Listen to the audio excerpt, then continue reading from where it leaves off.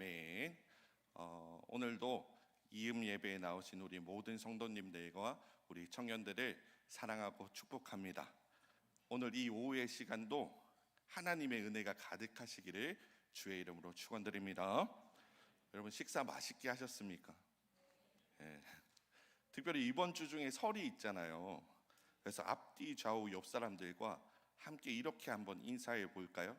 우리 다음 주일에 살쪄서 만납시다 하면서 한번 인사해 보겠습니다.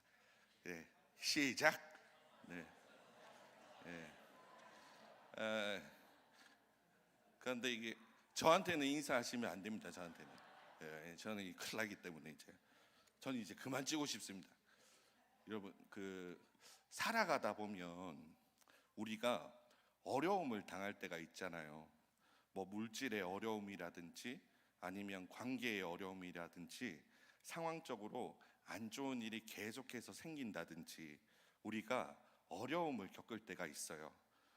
저는 담임 목사님이 부임하시고 나서 딱 한 번 사역에 어려움을 겪었던 적이 있어요.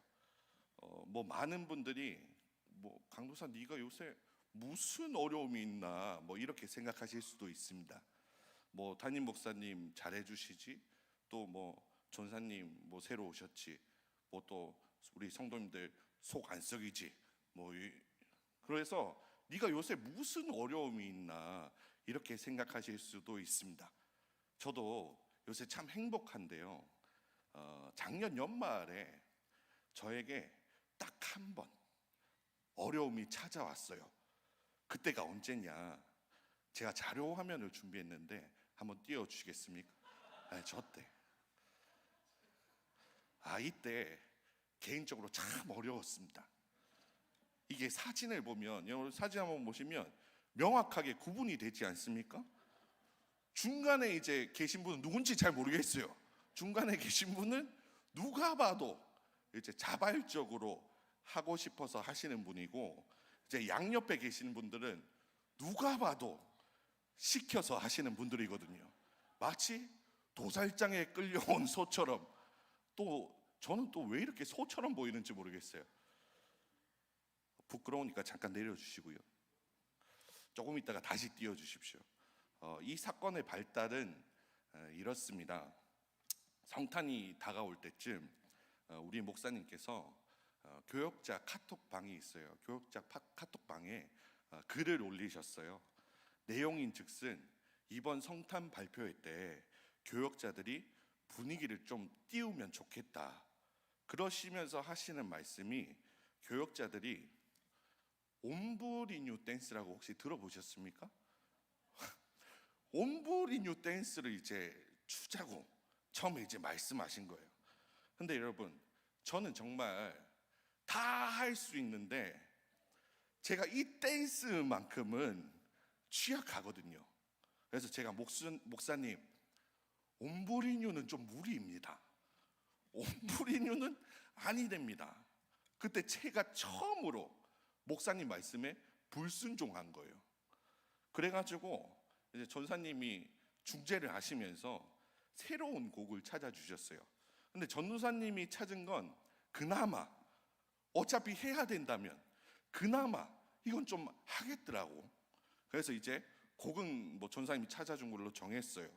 그러고 나서 며칠 지났는데 목사님이 교역자 단톡방에 다시 한번 글을 올리셨어요. 그 내용인 즉슨, 아까 그 사진 한 번만 더 띄워주시겠습니까? 네, 보시면 교역자들이 입고 있는 옷이 있잖아요. 목사님이 뭐라 올리시냐면 이 반짝이 옷을 입고 춤을 추자라고 말씀하시는 거예요. 그때 제가 이런 생각이 들었어요. 이제 드디어 우리 성문교회에서 나갈 때가 됐구나. 네, 다시 내려주시면 감사하겠습니다. 어쨌든 이건 도저히 못하겠어요. 이건 막아야 될 것 같았어요. 그런데 여러분, 중요한 게 이게 여론이 참 중요하거든요. 저희 교회 교역자가 총 몇 명입니까?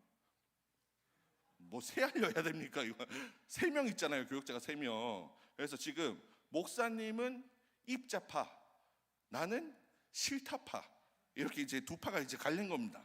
지금 1대1이거든요. 그래서 만약에 지금 전사님이 이 반짝이 옷을 반대하시면 2대1이 되는 상황이 있잖아요. 그래서 저는 전사님한테 기대를 걸고 있었죠. 제발 못 입는다 캐라. 제발 못 입는다 캐라. 제가 속으로 얼마나 많이 기도했는지 몰라요.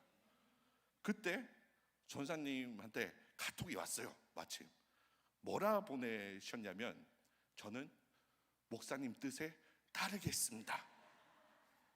뭐 이런 그래서 이제 순식간에 반짝이를 입는 걸로 분위기가 이제 바뀐 거예요. 근데 갑자기 저에게 작은 희망이 생기기 시작했어요. 이 반짝이 조끼를 주문을 해야 되는데 문제가 뭐였겠습니까? 그렇죠. 너무 잘하시네요. 제가 입을 수 있는 사이즈가 없는 거예요. 저는 한 3X 라지를 입어야 되거든요. 근데 제일 큰 게 X 라지라는 거예요. 그래서 희망이 생겼잖아요. 그래서 목사님, 저는 조끼를 입을 수가 없습니다. 저에게 맞는 사이즈가 없습니다. 그랬더니 갑자기 또 전사님이 나서면 안 되는 타이밍인데 갑자기 전사님이 사진 하나 올리시면서 이 반짝이 조끼를 제가 못 입으니까 이게 찍찍이로 연결해서 입으면 된다는 거예요. 그래서 결국 입게 된 겁니다. 여러분, 목회가 참 어렵습니다. 여러분 믿기지 않으시겠지만 제가 되게 곱게 자랐거든요. 마치 온실 속의 화초처럼 자랐어요. 제가 이런 반짝이 옷을 입을 사람이 아니에요. 그런데 제가 성문교회를 만나면서 제 인생이 조금 바뀌기 시작한 것 같아요. 그래서 어쨌든 제가 이 댄스를 준비하면서 목사님에게 또 한 가지 배운 게 있어요. 성도님들이 행복하실 수 있다면 춤도 추고 반짝이 옷도 입고 물불 가리지 않고 뛰어드는 게 사역자구나. 여러분, 예수님도 그러셨어요. 한번 생각해 보십시오. 여러분, 예수님은 하나님이시지 않아요. 아니 근데 하나님이 뭐 한다고 이 땅에 오셔서 광야로 가십니까? 하나님이 뭐 한다고 40일 금식하십니까? 하나님이 뭐 한다고 지금 마귀의 시험을 받으실까요? 다 우리 때문이었습니다. 우리 때문이었다고요. 하나님이 우리 때문에 40일 금식하셨고요. 하나님이 우리 때문에 마귀의 시험을 받으신 겁니다. 가장 높으신 분이 가장 낮은 자리로 오신 거죠. 여러분, 우리에게만 사실 어려움이 찾아오는 게 아니에요. 예수님은 우리보다 훨씬 더 큰 어려움을 겪으셨습니다. 그렇기 때문에 예수님이 나의 위로가 되시고, 예수님이 나의 친구가 되시고, 예수님이 나의 구원이 되시는 줄 믿습니다. 여러분, 오늘 마귀가 두 번째로 예수님을 시험하는데요. 마귀의 두 번째 시험은 무엇이었냐면 하나님을 신뢰할 것이냐 말 것이냐에 대한 시험이었습니다. 다시 말해 하나님을 믿을까 말까. 5절 말씀 한번 보십시오. 우리 5절 말씀 한번 같이 읽어볼까요? 5절 시작. 이에 마귀가 예수를 거룩한 성으로 데려다가 성전 꼭대기에 세우고. 여러분, 예수님께서 지지난주에 마귀의 첫 번째 시험에서 승리하신 이후에요, 5절에 보니까 지금 마귀가 또 예수님을 어디로 데려갔다고 이야기합니까? 성전 꼭대기. 여러분, 성전 꼭대기는 어떤 걸 의미할까요? 혹시 우리 성문교회 꼭대기 한번 가보셨습니까? 십자가 있는데 가보셨어요? 전 거기 올라갔는데 정말 죽는 줄 알았습니다. 너무 무서워가지고. 여러분, 성전 꼭대기는 아주 위태로워 보이는 곳, 아주 위험한 곳이에요. 그런 곳으로 마귀가 지금 예수님을 데리고 간 겁니다. 자, 그런데 이 성전 꼭대기에서 지금 마귀가 예수님을 어떻게 시험합니까? 갑자기 마귀가 예수님에게 여기서 한번 뛰어내려 보라는 거예요. 네가 여기서 뛰어내려서 하나님이 너를 보호해 주는지 보호해 주지 않는지 시험해 봐라, 이렇게 이야기하는 겁니다. 여러분, 지금 이 말은 무슨 말이냐면요, 우리 삶 속에 찾아온 위기 가운데서 하나님이 너를 진짜 도와주시는지 한번 시험해 보라는 거예요. 중요한 질문이에요. 여러분, 하나님은 진짜 우리를 도와주십니까? 하나님이 우리를 도와주신다면 우리에게는 왜 어려움이 찾아오는 걸까요? 여러분, 저는 이렇게 생각해요. 우리에게 어려움이 찾아오는 것도 나를 도우시는 하나님의 하나의 방편이라고 생각합니다. 여러분, 저는 원래 신학을 할 생각이 없었어요. 그러니까 저는 별로 목사가 되고 싶은 마음이 없었어요. 심지어는 목사만 아니면 된다라는 생각도 가진 적도 있었습니다. 그래서 사실 저는 지금도 뭔가 뚜렷한 소명감보다는 사실 하나님께 등 떠밀려서 목회를 하고 있는 거거든요. 보니까 하나님이 할 수밖에 없는 상황을 만들어 가시더라고요. 예를 들어서 여러분, 저는 사실 성문교회, 고맙다 하실 필요 없습니다. 저는 성문교회에 남고 싶어서 남은 게 아니라 등 떠밀려서 남은 거거든요. 하나님이 할 수밖에 없는 상황을 만들어 가시더라고요. 어쨌든 이 시간에 제가 소명을 받은 이야기 하려면 너무 길기 때문에 제가 결정적으로 신학을 하게 된 한 가지 사건이 있었어요. 여러분, 저는 학창 시절에 공부를 잘했을까요? 공부를 못했을까요? 뭐 못했다고 저를 아주 얕잡아 보시는군요. 여러분, 저는 학창 시절에 공부를 못한 게 아니라 공부를 안 한 거예요. 안 했어요. 그냥 노는 게 너무 좋았어요. 그러다가 고3이 되니까 갑자기 마음이 너무 불안한 거예요. 내가 이렇게 살아도 되나? 그렇게 고민을 하다가 그냥 제 마음 가운데 그런 마음이 드는 겁니다. 목사라도 돼볼까? 그래서 공부를 하기 시작했어요. 근데 중요한 건 제가 이때까지 공부를 늘 안 해왔기 때문에 내신은 이미 말아먹었고, 그러니까 저는 수능 대박으로 이제 대학을 가야 되는 상황인 거예요. 그런데 여러분, 제가 수능을 잘 쳤겠습니까? 아니면 못 쳤겠습니까? 맞습니다. 못 쳤기 때문에 지금 저를 보고 있는 겁니다. 수능을 잘 쳤다면 제가 이 자리에 없었을 거예요. 제가 수능을 정말 완전히 말아먹은 거예요. 그래서 제가 원래 총신대학교 신학과를 가려고 했는데 이게 갈 수 있는 성적이 안 되는 거예요. 그래서 남은 선택지는 두 가지였습니다. 첫 번째는 경산에 있는 대신대 신학과를 가든지, 두 번째는 그냥 신학을 접고 그냥 일반인 일하거나 아니면 일반 대학교를 가는 거였습니다. 이때 제가 어떤 선택을 했을까요? 저는 당연히 신학을 접는 거를 택했어요. 왜냐하면 가만히 생각해 보니까요, 제가 목사가 될 이유도 없고 성적도 안 나오고, 그래서 내가 목사가 되는 것이 하나님의 뜻이 아니라고 생각을 했어요. 어쨌든 신학을 안 하겠다 제가 마음을 먹고, 그래서 이제 수능 끝나고 놀면 뭐합니까? 돈이라도 벌자 싶어서 제가 현대중공업에 들어가서 알바를 좀 하려고 하는데, 이게 대기업이다 보니까 보건증을 좀 떼오라는 거예요. 그래서 병원에 가서 간단히 건강검진을 받다가, 근데 그 검사 중에 심장 검사가 있더라고요. 그래서 제가 심전도 검사를 받는데 의사 선생님이 갑자기 그러시는 거예요. 굉장히 심각한 표정을 하시면서, 학생 혹시 평소에 심장에 이상이 있다는 거 혹시 못 느꼈나? 하면서 제 심장에 이상이 있다는 거예요. 그러면서 계속 가족 중에 혹시 심장 때문에 돌아가신 분 안 계시냐? 가족력도 물으시고, 그래서 결론은 뭐냐면 당장 큰 병원으로 가보라는 거예요. 와, 근데 그 순간 제가 그 이야기를 듣는데 갑자기 하늘이 노래지더라고요. 또 우리는 희한하게 그 이야기를 듣고 나서부터 원래 안 아팠는데 갑자기 심장이 아프기 시작했어. 내 심장이 갑자기 아파요. 그래서 와, 이걸 어떻게 해야 되나 싶은 거예요. 이제 내 나이 20살밖에 안 됐는데 내가 죽는 건가 싶은 거예요. 그래서 제가 그 길로 어디를 갔겠습니까? 병원을 간 게 아니라 교회를 갔어요. 도무지 무서워서 병원은 못 가겠더라고요. 그래서 교회를 가서 그 아무도 없는 예배실에 혼자 앉아서 이렇게 있는데 갑자기 눈물이 그냥 쏟아지는 거예요.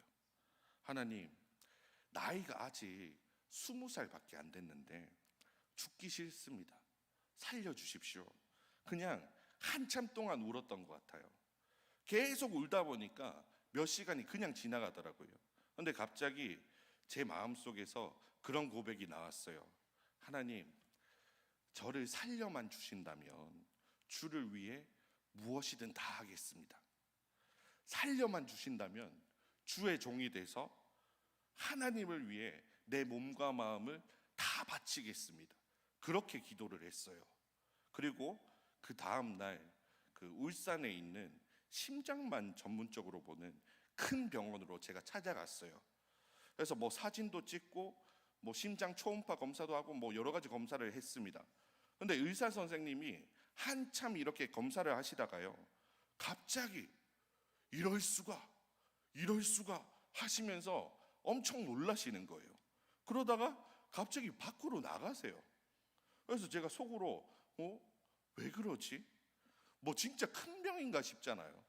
근데 갑자기 그 병원에 계시던 모든 의사 선생님들과 간호진들이 다 제 검사실로 이제 들어오시는 거예요. 저는 옷을 다 벗고 있었는데 와서 갑자기 너무 당황스러웠어요. 그래서 너무 부끄러워가지고 가만히 있는데, 근데 사람들이 야, 신기하다, 진짜 신기하다 이러는 거예요. 이유인즉슨 여러분, 보통 사람의 심장은 좀 왼쪽으로 치우쳐져 있거든요. 근데 제 심장이 이제 보니까 왼쪽이 있지 않고 제 심장이 오른쪽에 있는 거예요. 대한민국 0.1%라는 겁니다. 그래서 결론은 뭐냐면 심장이 오른쪽에 있는 사람 아무 문제 없음. 그 순간에 제가 정말 여러 가지 감정이 들었어요. 기쁘기도 하면서 허탈하기도 하고 감사하기도 하고, 특별히 어제 했던 그 기도가 떠오르는 거예요. 하나님, 살려만 주시면 주의 종이 되겠습니다 했던 그 고백. 그래서 제가 지금 여기서 설교하고 있는 거예요. 여러분, 때로는 하나님이 나에게 어려움을 주시면서 하나님의 뜻을 알게 하시더라고요. 하나님이 의도적으로 고난을 주시면서 주의 뜻을 이루어 가시더라고요. 다시 말해, 저에게 닥친 이 어려움과 고난은 내가 가야 될 길을 걷게 하기 위한 하나님의 도움이었습니다. 여러분, 마귀가 예수님을 시험했어요. 성전에서 뛰어내려 보라고. 하나님이 너를 진짜 지켜주시는지 한번 보자고. 저 같으면, 우리 성격이면 어떻겠습니까? 한번 뛰어내려 봤을 것 같아요. 네 잘 보고 있으라 하면서. 근데 오늘 예수님께서 이 마귀의 시험 앞에 어떻게 이야기하실까요? 주 너의 하나님을 시험하지 말아라 이야기하십니다. 여러분, 살아가다 보면요, 사탄이 우리를 마치 성전 꼭대기로 데리고 갈 때가 있어요. 그래서 우리는 흔들릴 때가 있고 위험해 보이고 너무 두려운 상황이 생길 때가 있어요. 그러면 우리의 믿음이 흔들릴 수 있잖아요. 예수께서 이때 어떻게 하셨을까요? 하나님이 나를 보호해 주시는 걸 증명한 게 아니에요. 예수님은 주 너의 하나님을 시험하지 말아라 그렇게 말씀하셨어요. 왜요? 당연하기 때문에 그렇습니다. 하나님이 나를 지켜주시는 건 당연한 겁니다. 그러니 나의 믿음은 흔들리지 않는다. 주 너의 하나님을 시험하지 말아라 이야기하신 거예요. 여러분, 마귀의 시험 앞에서 중요한 것은요, 우리의 믿음을 지키는 겁니다. 그런데 문제는 뭐냐면 이 성전 꼭대기와 같은 상황이 되면 하나님을 믿지 못할 때가 많다는 거예요. 결국은 하나님보다 다른 것을 의지할 때가 더 많다는 겁니다. 여러분, 마태복음 14장에 보면 예수님이 물 위를 걸으시는 사건이 등장을 해요. 하루는 예수님이 오병이어 사건 이후에 먼저 제자들을 배에 태워 보내시고 건너편으로 가라고 말씀하신 거예요. 자, 그래서 주님이 말씀하시니까 제자들이 그 밤에 노를 저어서 열심히 건너편으로 가고 있었습니다. 근데 갑자기 시간이 좀 지나니까 바람이 불기 시작하는 거예요. 바람이 얼마나 많이 부는지 물결이 요동치고 배 안에 물이 들어오기 시작했습니다. 그래서 배가 뒤집힐 것 같아요. 야, 우리 죽는구나. 근데 그때 저 멀리 보니까 누가 물 위로 걸어오고 있는 겁니다. 제자들은 그 모습을 보고 귀신 유령이라고 생각을 했어요. 근데 자세히 보니까 귀신이 아니라 예수님이세요. 그래서 이때 베드로가 용기를 내서 뭐라고 이야기하냐면, 예수님, 나를 명하셔서 물 위를 걷게 하십시오. 내가 지금 주님에게 가고 싶으니 나를 명하셔서 주님에게 오라 하십시오. 그래서 예수님이 허락하시죠. 드디어 베드로가 바다 위로 걸음을 떼는데, 근데 진짜 신기한 게 베드로가 물 위를 걷습니까 못 걷습니까? 걸었잖아요. 걸어지는 거예요. 그래서 베드로가 몇 걸음 걷고 있는데 갑자기 다시 한번 바람이 너무 세게 부는 거예요. 그래서 베드로가 물 위를 걷다가, 야, 이거 잘못하면 빠져 죽을 수도 있을 것 같은데, 그 생각했는데 어떻게 됩니까? 실제로 베드로가 물에 빠져버려요. 그때 예수께서 뭐라고 말씀하셨습니까? 믿음이 작은 자여, 왜 의심하였느냐? 여러분, 베드로가 물에 빠진 이유가 뭘까요? 믿음이 사라졌기 때문입니다. 여러분, 그러면 베드로가 왜 믿음이 사라졌습니까? 바람 불어서요. 여러분, 이때 베드로는 예수님보다 바람이 더 무서웠던 겁니다. 예수님을 믿는 믿음보다 자기 현실의 고통과 아픔이 더 크게 느껴져 버린 거예요. 그래서 물에 빠졌다는 겁니다. 여러분, 우리는 뭐가 더 두렵습니까? 우리는 우리의 신앙을 잃는 게 더 두렵습니까? 아니면 재산을 잃고 사람을 잃고 건강을 잃는 것이 더 두렵습니까? 여러분, 저는 솔직히 말하면요, 제 신앙을 조금 잃는 것보다 제가 가진 것을 잃는 것이 더 두려울 때가 많아요. 신앙을 조금 잃는 것보다, 내가 기도의 자리를 지키지 못하는 것보다 못 먹고 못 마시는 게 두려울 때가 좀 많습니다. 여러분, 사실 신앙을 조금 잃는 거, 예배의 자리 한 번 놓치는 거 많이 티도 안 나잖아요. 근데 이게 마귀의 시험이라는 거예요. 제가 개인적으로 우리 청년들한테 하고 싶은 말씀이 있어요. 우리 청년들이요, 좋은 대학 가는 거 참 중요합니다. 좋은 직장에 취직하는 거 너무 중요합니다. 결혼하는 문제 참 중요해요. 그러나 가장 중요한 것은 하나님이에요. 가장 중요한 것은 지금 이 순간에 하나님을 믿는 겁니다. 여러분, 지금 우리 청년들이요, 불확실한 미래를 살고 있어요. 경기는 어려워지죠. 일자리는 없죠. 계속 시험을 쳐도 시험에 떨어져요. 이 불확실한 미래를 살아가고 있는 게 지금 이 청년의 세대예요. 여러분, 저도 그래요. 요새 담임 목사 되기가 하늘의 별 따기라고 하잖아요. 성도들은 점점 줄어들고 교회들은 문을 닫고, 저도 불확실한 미래를 살아가면서 사실 불안할 때가 많습니다. 그래서 기도하는 거예요. 하나님, 내 믿음을 지켜주십시오. 하루하루 불안과 염려 속에서 살아가는 것이 아니라 하나님이 나를 이끄시고 하나님이 내 길을 인도하실 것이고 하나님이 나를 책임져 주실 거라는 그 믿음을 달라고 기도하는 겁니다. 여러분, 우리의 믿음이요, 생각보다 많이 약해요. 그래서 문제가 뭐냐면 우리의 믿음이 강해져야 된다는 겁니다. 그러면 여러분, 믿음이 강해지려고 하면은 어떻게 해야 될까요? 딱 하나밖에 없습니다. 하나님, 내가 믿음이 없으니 믿음을 주십시오. 내가 이 상황과 환경 속에서 마음이 흔들리니 믿음 달라고 기도하는 겁니다. 사랑하는 우리 청년들, 우리 장년 여러분, 우리가 때로는 성전 꼭대기와 같이 많이 힘들 때가 있어요. 때로는 고난 속에, 때로는 아픔 속에, 육신의 질병이 있고 관계의 어려움이 있고 미래가 두려워요. 그러나 기억하십시오. 예수님께서 그 자리 가운데 나와 함께 하십니다. 여러분, 예수 그리스도께서는 지금 성전 꼭대기에서 이런 시험을 받으셨고 시험을 이기셨습니다. 주 너의 하나님을 시험하지 말아라. 예수님은 언제나 하나님이 나와 함께 하신다, 이 고백을 하셨어요. 말씀 맺겠습니다. 여러분, 예수님은 이 광야에서 마귀의 시험을 한 번 더 이기셨습니다. 여러분, 오늘 광야를 살아가고 있는 우리에게 마귀는 항상 시험할 거예요. 우리를 시험 들게 할 거예요. 하나님이 너를 진짜 지켜주는지 안 지켜주는지 확인해 보라고. 사랑하는 우리 청년들, 장년 여러분, 어떤 상황 가운데서도 믿음을 지키시기를 축복합니다. 우리가 이 광야에서 믿음을 지키며 나아갈 때 우리의 신앙은 승리하는 신앙이 될 줄 믿습니다.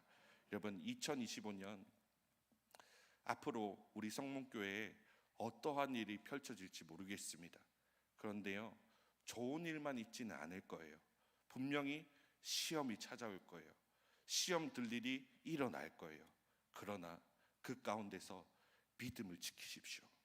어떤 상황 가운데서도 흔들리더라도 다시 믿음 달라고 기도하시는 우리 성도님들 되시기를 주의 이름으로 축원합니다.